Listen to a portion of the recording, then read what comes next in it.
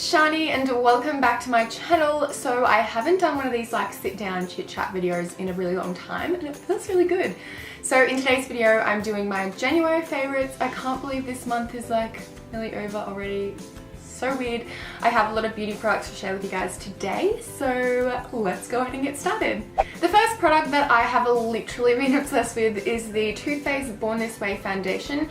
I'm in the shade Warm Beige. Everything about this foundation is just perfect. So the packaging is amazing, the color match is spot on to my fake tan, the coverage is super medium to buildable, so I like to have mine very full coverage. Everything about it, the finish, it's not too matte and it's not too dewy.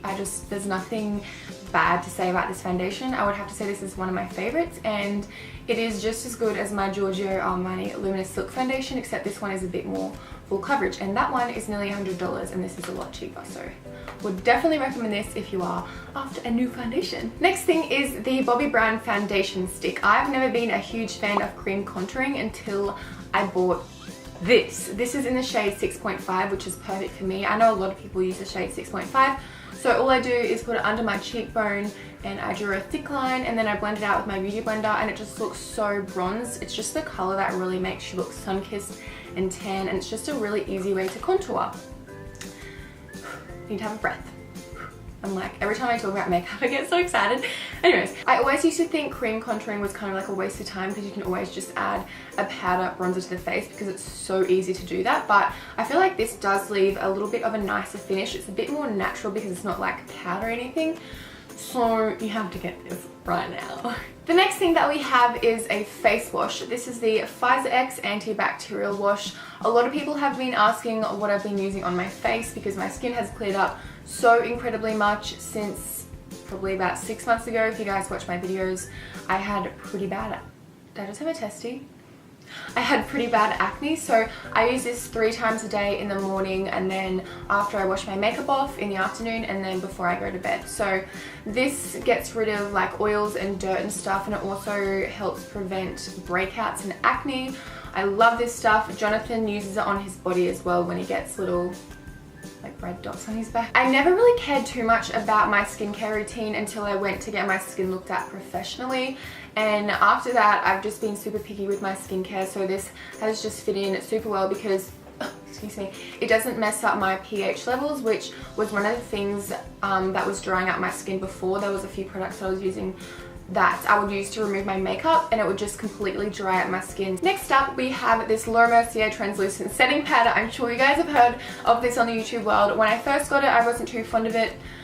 I really didn't like it at all, but I've been using it so much this month and I use it to set under my eyes with a beauty blender and also right here, so it has like a chiseled contour effect, so it like cleans up that line, and I love this stuff so much. The longer you leave it on, like the more brightened it gets under your eyes, and I feel like it does cling to little lines under your eyes, but it doesn't look very powdery like an under eye setting powder would. So would definitely recommend this stuff because it's kind of like a multi-purpose product. I use it to set my what's it called, eye primer, and then I use it to set my whole face, and then I use it for baking and all of that good stuff.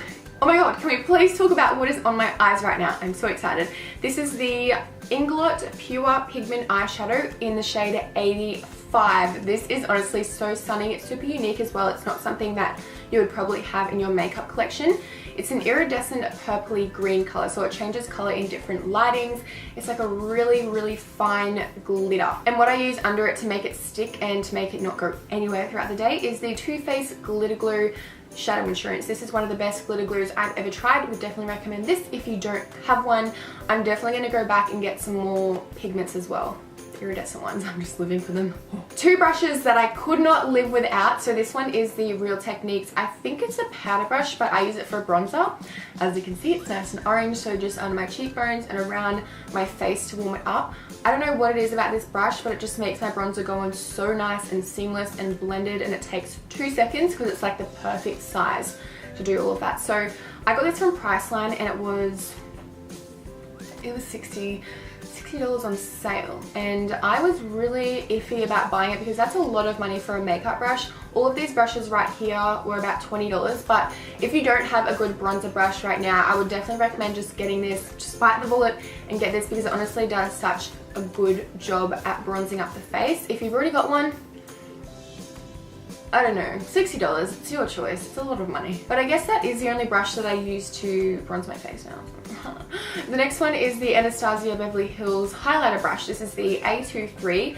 Something about the shape and the bristles on this brush make my highlighter just so pigmented and so intense, and it's just super easy to just be like, done, done. My dog has got to it and eaten it a little bit, so I had to give it a nice deep clean, but this would have to be my favorite highlighter brush. Speaking of Anastasia, I also bought all of their highlights, but these are the two that I've been obsessed with. I have this one on right now. It is called Riviera Illuminator. Okay. So this is what it looks like right here. This one isn't as pigmented, I feel, as the So Hollywood one. This is one that everyone's been raving about. So let's have a little comparison right here. So this one is So Hollywood, and this one is the one that I can't pronounce. So this one's definitely a lot more peachy, and this one's more on the golden side. So this one is kind of just like the staple highlight that everyone loves. So if you're kind of choosing between the two, I would definitely recommend this one. So pigmented, and when you put it on, it's like, oh, calm down. You guys probably knew this was coming if you've been watching my makeup tutorials for the last month. I've been pretty much only been using this product right here. It is the Morphe eyeshadow palette in 350. So this gets sold out really quickly. I was lucky enough to get it in time. This is what it looks like right here. It's a lot of just warm colors. I love the oranges over here. They're just super creamy, and the quality of them are amazing. So if you are from Australia, it probably would add up to about $65 for this.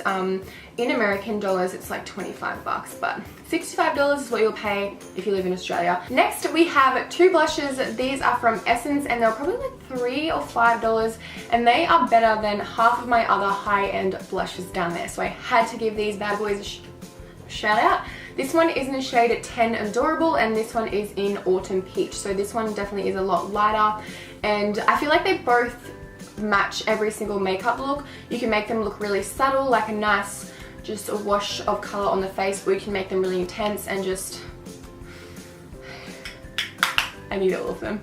Last but not least, we have a liquid lipstick. This is from the brand LA Splash, and it is in the shade Innocent Vixen. I've been wearing this every time I go out clubbing just because it matches every single makeup look. It's just like the perfect nude. It's not too pink, it's not too pale, it's not too dark. Everything about this is just incredible, except one thing. It smells like shit.